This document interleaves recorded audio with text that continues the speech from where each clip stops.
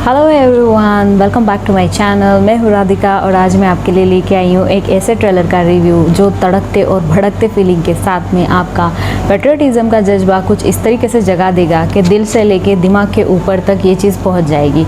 जी हाँ, आप समझ ही गए होंगे मैं यहाँ पे बात कर रही हूँ एक्साइटमेंट की सारी हदें तोड़ के जिस चीज़ का हमें बेसब्री से इंतज़ार था उस ट्रेलर की, जिसका नाम है भुज the pride of India.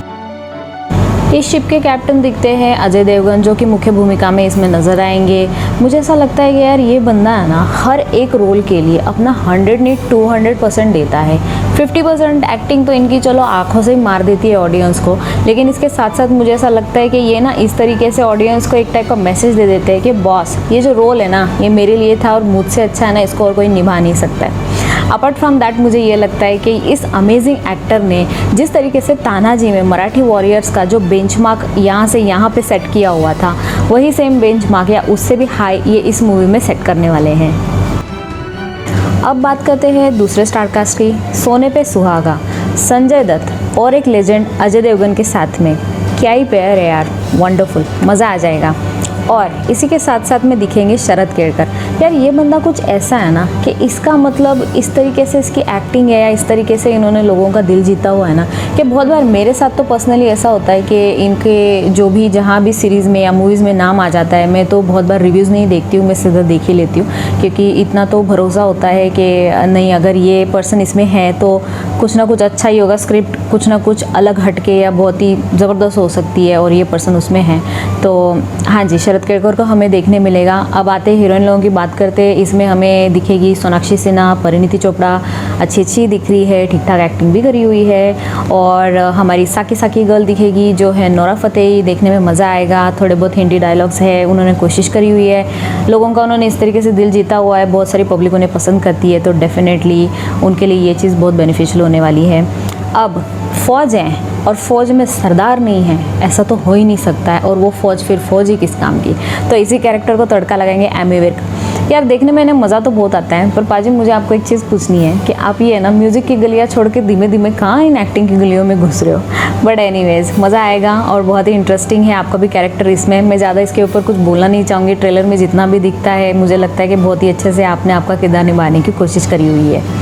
Guys मुझे ना आप लोगों को एक सवाल पूछना है, पता है अगर इस टाइप की कोई स्टारकास्ट होती है कोई मूवी में, इतने बड़े बड़े स्टार्स होते हैं और अगर स्टोरी लाइन का सब्जेक्ट इतना स्ट्रॉन्ग हो तो पता है कैसी फीलिंग आती है। जैसे हम स्कूल में बैक बेंचर्स होते थे और बहुत सारे स्टूडेंट्स ऐसे होते थे जो बहुत क्लेवर होते थे और हमेशा फर्स्ट सेकंड रैंक नहीं छोड़ते थे, तो एग्ज़ाम के ना कुछ टाइम पहले उनको देख के ऐसी फीलिंग आती थी कि यार ये तो ना डिस्टिंक्शन लाने वाला, ये तो फर्स्ट नंबर आएगा, इसके तो 85% के नीचे तो आने ही नहीं है। तो ऐसे ही कुछ फीलिंग आती स्टारकास्ट को देख के कि नहीं, फॉर श्योर ये मूवी OTT की सबसे बड़ी ब्लॉकबस्टर मूवी होने वाली है। 13 अगस्त को डिज्नी हॉटस्टार पे ये मूवी रिलीज होने वाली है। और सिर्फ इसमें ना एक ही नेगेटिव पॉइंट पता ही क्या है, ऐसी मूवी को जिसमें ना इतना जबरदस्त VFX का इफेक्ट दिया हुआ है ना, उस मूवी को है ना बड़े पर्दे पे देखने का एक्चुअली वो जो फन फैक्टर और जो एंटरटेनमेंट होती है ना वो बस मिस हो जाएगी। बट ठीक है, मुझे ऐसा लगता है कि कहीं ना कहीं अगर ट्रेलर ने और स्टोरी लाइन ने कहीं ना कहीं जिस तरीके से ऑडियंस को बांध के रख लिया है और जिस तरीके से उनका दिल जीत लिया और उनमें वो एक्साइटमेंट का बम फोड़ दिया है, तो इट डजेंट मैटर कि आप घर में टीवी पे देख लो या लैपटॉप पे देख लो या फिर थिएटर में जाके देख लो, व्हाट ऑल मैटर्स इज कि बस आपको मूवी देखनी है। तो हाँ, डेफिनेटली ये चीज़ तो है ही है। इसके अलावा मेरे को ऐसा लगता है ना कि बहुत बहुत लंबे अरसे से ना पब्लिक को इंतजार था एक ऐसी स्ट्रॉन्ग मूवी का और एक ऐसी मूवी का जो सच में ना वो देशभक्ति वाली जो फीलिंग है ना उसको ऐसे बस बाहर ला के रख दे। तो हाँ, वो नीड कहीं ना कहीं हमारी ना कंप्लीट हो जाने वाली है इस मूवी के साथ साथ में। बस मेरे को ना एक छोटी छोटी बात ये कहनी है कि इस मूवी के ट्रेलर को देखने के बाद में ना मुझे 2 मूवी एकदम से ना ऐसे क्लिक कर गई दिमाग में कि जिनके बेंचमार्क ऐसे सेट हो चुके हैं हाई, और मेरे को लगता है कि बहुत ही कम मूवीज ऐसी होंगी जिनकी रीच हो पाई होगी वहां तक पहुंचने की और उसको तोड़ने की, उनके पैरेलल लाने की। नंबर 1 है बॉर्डर, जो आई थिंक 1997 में आई थी। उस टाइम तो छोटे थे यार, स्कूल में जनगण मन वाले वो गा के हम उसी में खुश हो जाया करते कि हाँ भाई चलो हमें बहुत देशभक्ति है। और उस टाइम तो इतना समझ नहीं आता था कि, लेकिन इतना तो याद है कि जब पेरेंट्स के साथ में थिएटर में जाके ये मूवी हमने देखी हुई थी तो किस तरीके से पब्लिक ने रिस्पॉन्ड किया था, इतनी सीटियाँ तालियाँ के लिटरली से कान हमने बंद कर लिए थे। और दूसरी जो मूवी है वो मुझे याद है गदर, एक प्रेम कथा, जो सनी देओल की थी और उनके साथ में उनकी कोई हीरोइन थी जो ऐसे अस्थमा होने वाली एक्टिंग करती थी, अमीषा पटेल। तो चलो हीरोइन को छोड़ देते। तो बस यही बात है कि इस मूवी के भी एंड में जिस तरीके से पब्लिक ने रिस्पॉन्ड किया था, जिस तरीके से खड़ी हो गई थी सीटियाँ और क्या सिटी माँ डायलॉग, और इस तरीके से इसकी भी स्टारकास्ट थी, तो बस कहीं ना कहीं ऐसा है कि who is the pride of India भी है ना, इनके लेवल का ही कहीं बेंचमार्क सेट करने वाली है डेफिनेटली। सो मोटी मोटी बेस लाइन और स्टोरी लाइन ये है, it is about celebrating the 50 years of India's victory in 1971। This is about the attack which happened in Bhuj in the state of Gujarat in 1971। तो story इसी चीज़ के ऊपर में निर्धारित है और जिस तरीके से वॉर हुआ था और वो सारी चीज़ें।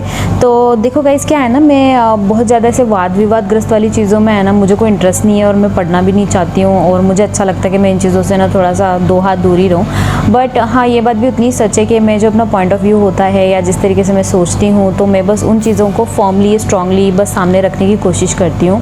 इसके अलावा और ज़्यादा कोई बात नहीं है। बस 3 मिनट्स और 21 सेकेंड्स की जो पूरी ट्रेलर है, इसमें जो फर्स्ट सीन आता है, तो उस सीन में VFX का इफ़ेक्ट जो है इतना ज़बरदस्त दिया गया है कि जो फर्स्ट मिसाइल गिरती है और हमले की शुरुआत होती है, तो वो जो सारा सीन है वो देख के ना दिल कहीं ना कहीं निकल के है ना, मतलब गले में फंस जाता है और स्पीचलेस हो जाते हैं। तो और उसके बाद में ना 2 वर्ड स्क्रीन पे आते हैं, it's like we felt. So I just want to say did we didn't and we won't ever.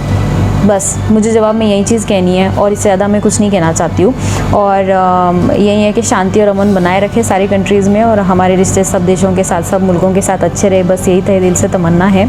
इसी के साथ साथ में मुझे ये लगता है कि अगर आप किसी ने भी ट्रेलर नहीं देखी हुई है तो फटाफट जाइए और ट्रेलर देखिए, और फिर आई एम श्योर कि आप सबको बहुत पसंद आएगा और एक्साइटमेंट का जो बम है वो आपके अंदर भी फूटेगा और आप भी वेट करेंगे कि बस ये मूवी कब रिलीज़ हो जाए, कब फैमिली के साथ में देख के, सबके साथ में देख के आप ये चीज़ें एंजॉय कर सकते हैं।